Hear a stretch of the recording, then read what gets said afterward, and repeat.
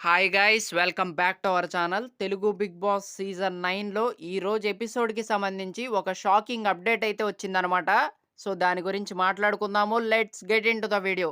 So వచ్చిన update ఏంటంటే ఈరోజు ఒక టాస్క్ అయితే జరిగినట్లు మనకు ప్రోమోలో చూపించారు కదా, ఫస్ట్ ప్రోమోలో.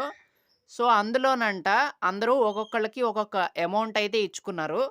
సో అందులో అంట సంజన గారికి జీరో, అసలు అమౌంట్ ఇయ్యలేదంట.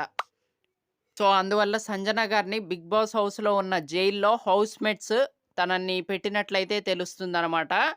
సో, నాకు తెలిసి ఒక 2 రోజుల్లో లేకపోతే 1 డేలో తనన్నయితే మళ్ళీ బయటకైతే తీసుకొస్తారు. సో, అదనమాట అప్డేట్ వచ్చేసి.